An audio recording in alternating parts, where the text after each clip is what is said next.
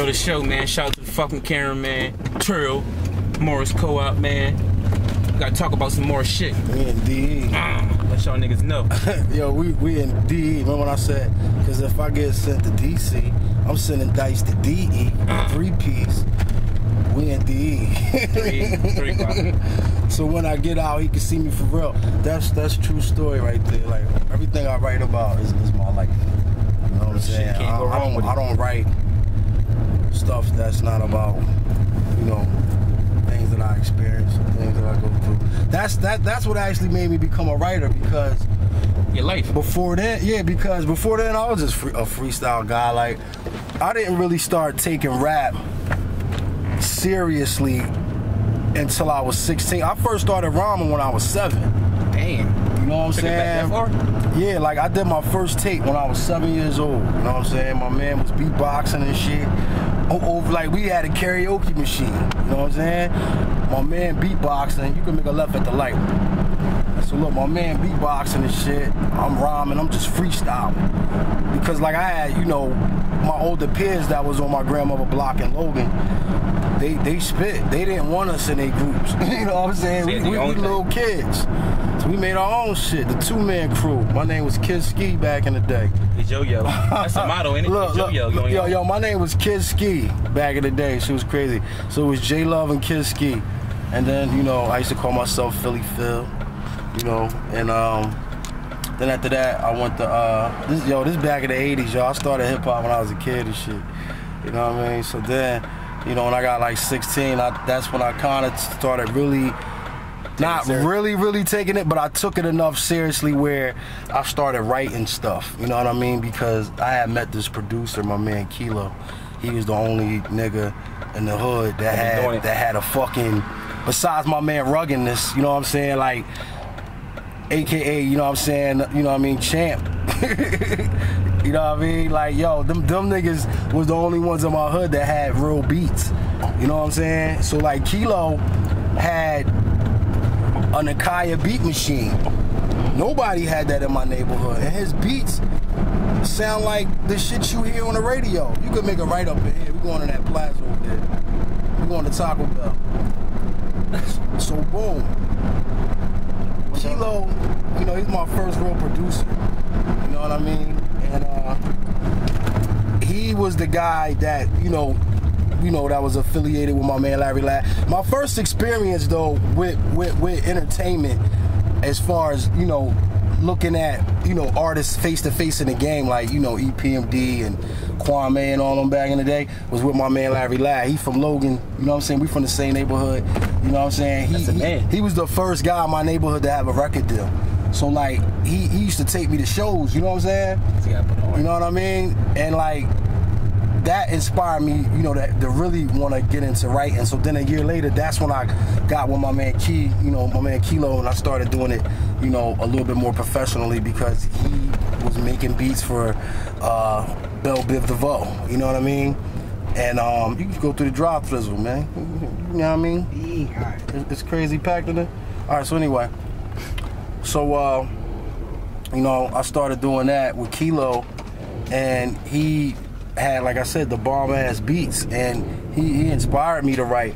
And it's crazy because when I first really, like, sat down and focused on writing a rhyme, you don't have to go through there if you don't want to. When I first focused on writing a rhyme, it was nothing like what my freestyles was like. It was way deeper. My freestyles was just like whatever connected and came throughout my brain, you know, whatever. You know what I'm saying? They're gonna be talking shit probably because we had Taco Bell. We at the motherfucking border. You recording this shit? We at the border, motherfucker. We at the border right now. Bringing back that work.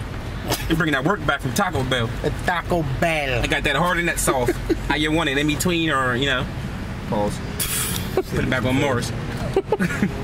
Nah, so boom. Then when I started doing the things with Kilo and my man Dice Raw, Kilo was working with New Edition, and, you know, like people like Ray Charles and I think Tracy Spencer. These are like, you know, R&B artists that were big in the 90s. And, you know, I was a teenager and shit. And, you know, I was blessed enough for him to take me in California. And I got a chance to, you know, see the industry, you know, from a different view. You know what I'm saying? And I got to meet people from New Edition and stuff like that. And, you know, me and my man Dice Raw was actually writers. You know, that's when I became a writer, you know what I'm saying, when I linked up with Dice and them, because, like, you know, we were out there to be writers, you know what I'm saying? We was writing for people, supposedly. And the reason why I said supposedly, because this shit never came out, you know, as far as what we were supposed to be writing for. You know what I'm saying? Shout outs to Kilo for that experience, though, man. That was real crazy. You know what I'm saying? Like, I got a chance to really see and meet people. You know what I mean? Met my man Coolio. Like, crazy motherfuckers. I was, you know what I mean? I was a kid, you know what I mean? Teenager, whatever. And, damn, when that shit fell out of pocket, you know what I mean? And, you know, the fucking thing didn't fall through. We came back to Philly, and my man Richard Nichols, which was a guy that would help me, well, you know, he would expose me with the whole thing with shows. You know what I'm saying? This guy would actually book venues, you know what I'm saying, for us to do shows out of, you know what I mean? So he became the Roots manager. And then he took them to Austria while we was out in California. We came back from Cali to Philly after that shit fell out down there and everything ain't go through. And, you know, the Roots had a deal. So that's when, you know, I started working with them. But I knew them before that, you know what I mean? Because, you know, Philly is a small place. It's big, but it's small. But, like, at that time, we were just, like, local MCs with a name, you know what I'm saying? Like my man Black Thought, Dice Raw, Malik B. You had Mecca Bay, fucking Monza Soul, who else? Bahamadia. You know, a bunch of Philly things popping off. Rebel Rashid. I'm laughing because I'm trying to remember, y'all. Jack Frost, actually, you know what I mean? He's another guy that was putting out stuff back then. Big Tab. That was his name back then. You know what I'm saying? He was putting out his own records. You know what I'm saying? So Philly, like back then, it was like a lot of people had these people. Also, big up to my man Freeway. Like a lot of people don't know Freeway put in a lot of work. You know what I'm saying? Like I watch him. Like he was a guy that was doing songs way before I was writing songs. You know what I mean?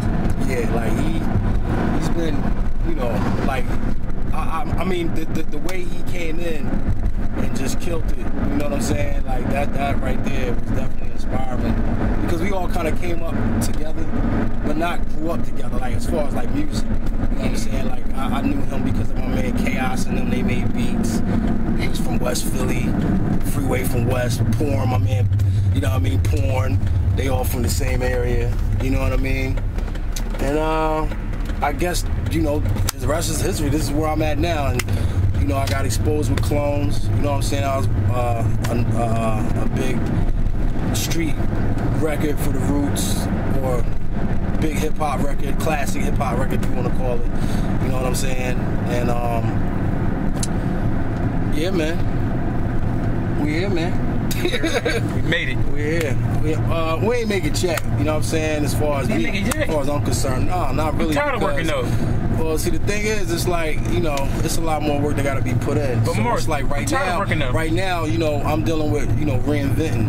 You know what I'm saying? I know you're tired of working, but right now you got to put in some more work so you don't have to work. You know what I'm saying? You got to get to, you know, your publishing right. You got to get your publishing right. You know what I'm saying? You got to get your royalties right. You got to get your points in order. You got to make sure everything is diving in.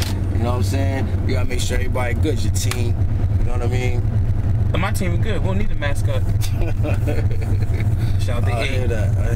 Yeah, tally up, boys. We here though, man. And you know, big up to everybody that's been supporting this movement, man. Like I said, we everywhere. We got my man Obvious Bang down there in Florida right now, doing this thing. You know what I'm saying? Down there in he out Palm Beach. You know what I mean? Shout out to my man Rico Law.